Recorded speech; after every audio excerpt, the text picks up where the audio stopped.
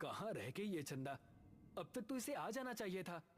पुनीत ने अपनी घड़ी में टाइम देखा तो 9 बज चुके थे और उसने जैसे ही पीछे पलटकर देखा, चंदा खड़ी मुस्कुरा रही थी।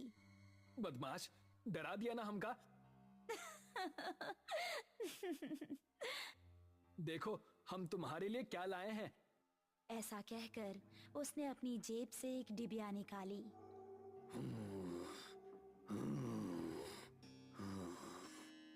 तभी उन दोनों को किसी के सांस लेने की भयानक आवाज सुनाई दी। कौन है? ठीक सामने बरगद के पेड़ के नीचे उनको किसी आदमी का अक्स नजर आया। कौन है? सामने आओ।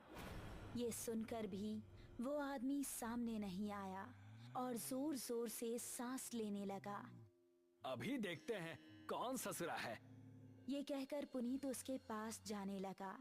जैसे ही पुनीत उसके पास पहुंचा, उसने भी 2 कदम आगे बढ़ाकर पुनीत का गला पकड़ लिया। उसको देखकर पुनीत और चंदा दोनों का दिल दहल गया। उस आदमी की गर्दन कटी हुई थी और थोड़ी सी खाल में अटकी लटक रही थी। चंदा चिल्लाई और गांव की तरफ ऐसी भागी कि उसने पलटकर नहीं देखा। गांव पहुंची तो उस टाइम पुनीत के पिता घर के बाहर थे। अरे चंदा बिटिया, इतनी डरी हुई काहे लग रही हो?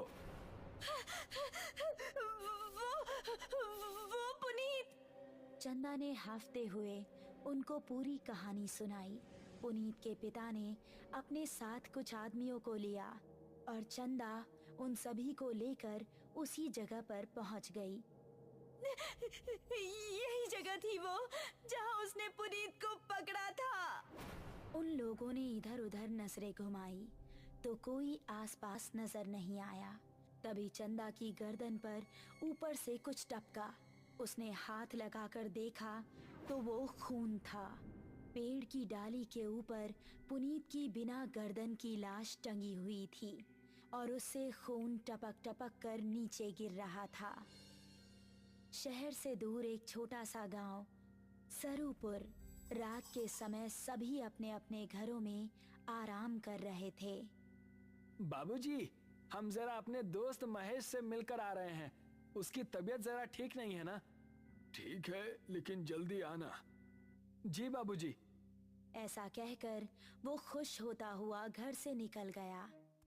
आज तो सारे दोस्त मिलकर मस्त पार्टी करेंगे, मजा आ जाएगा। जंगल का रास्ता पकड़ लेता हूँ, जल्दी पहुँच जाऊंगा।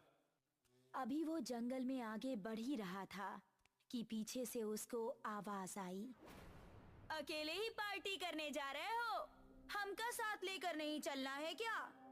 अरे अर्पणा और दिव्या, तुम दोनों क्यों हर बार हमारे पीछे पड़ जाती हो? हमका साथ लेकर चलते हो कि बोले अभी तुम्हारे बाबूजी से? अरे नहीं नहीं मेरी माँ, चलो मेरे साथ। थोड़ी देर चलने के बाद वो तीनों एक जगह पहुँचे जहाँ रामू और महेश बैठे हुए थे। अबे ये क्या, तू फिर से लड़कियों को साथ ले आया?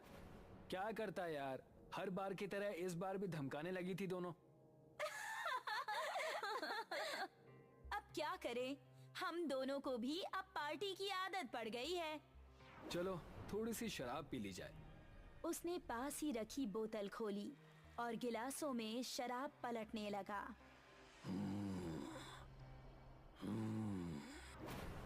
तभी उनको किसी के सांस लेने की आवाज सुनाई दी। उन्होंने देखा तो पांचों के रोंगटे खड़े हो गए। सामने से कठमुंडू चलता हुआ आ रहा था। उन्होंने कदम बढ़ाए ही थे कि तभी कठमुंडू ने दिव्या को पीछे से पकड़ लिया। उसने दिव्या को इतनी जोर से कसा कि उसके मुंह से खून निकल गया। बाकी चारों अब बेहद डर गए और वहां से भाग निकले। दिव्या उसकी पकड़ में फंसी दर्द से कराह रही थी।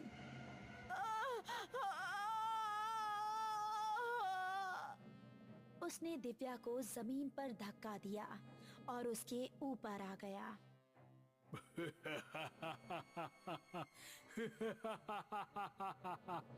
उसने दिव्या के सीने में हाथ डाला और उसके सीने से खून की धारा निकल पड़ी।